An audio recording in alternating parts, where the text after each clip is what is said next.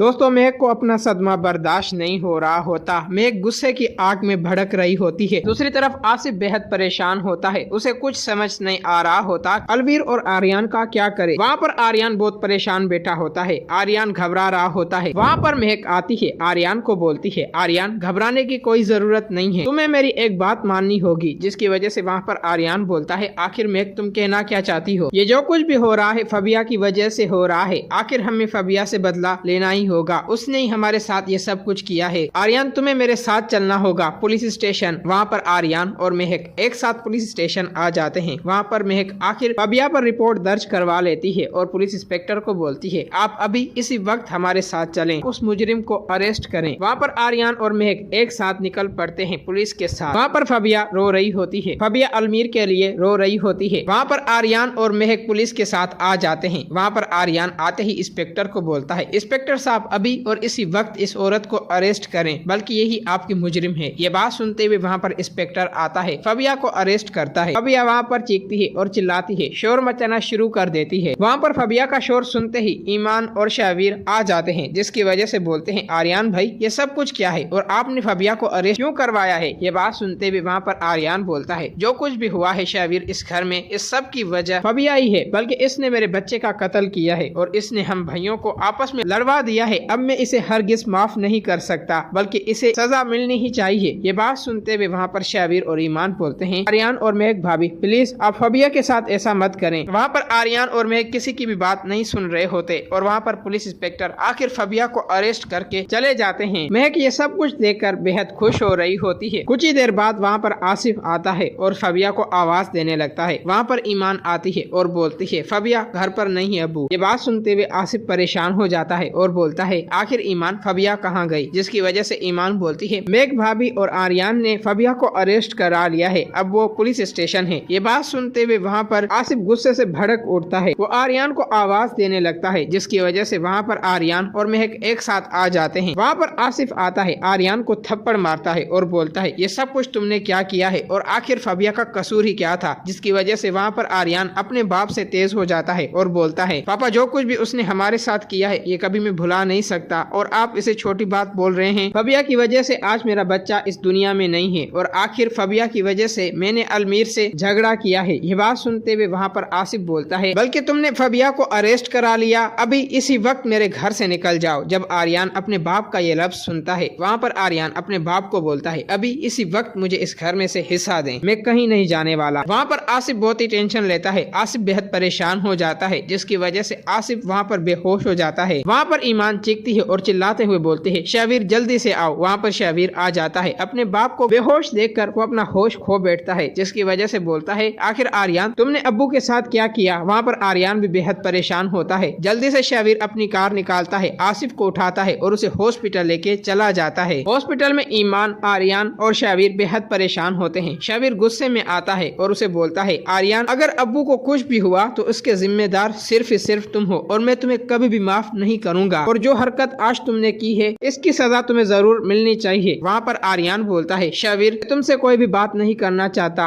बेहतर बात यही होगी कि तुम खामोश रहो। वहाँ पर शावीर को ईमान बोलती है शावीर तुम खामोश हो जाओ, यहाँ पर लड़ने और झगड़ने का वक्त नहीं है बल्कि अब्बू को बचाने का वक्त है। ये बात सुनते हुए वहाँ पर शावीर खामोश हो जाता है। फबिया जेल में रो रही होती है। फबिया पुलिस स्टेशन में अपने बाप को कॉल करती है और उसे बोलती है आर्यन ने मुझे अरेस्ट कराया है अपनी बीवी के झूठे इल्जाम में। ये बात सुनते हुए वहाँ पर फबिया का बाप बहुत ही गुस्से में आ जाता है। वो देर ही नहीं करता, फबिया को आजाद करा लेता है। वो बार बार शावीर को और आर्यन को कॉल स्ट्राइक कर रहा होता है, लेकिन आर्यन और शावीर उसकी एक भी कॉल अटेंड नहीं कर रहे होते। फबिया का बाप बहुत ही गुस्से में होता है और बोलता है फबिया बेटा तुम घबराओ मत, मैं तुम्हारे साथ हूँ। दोस्तों अगर आप लोगों को ये वीडियो अच्छी लगी है तो इस वीडियो को लाइक करें।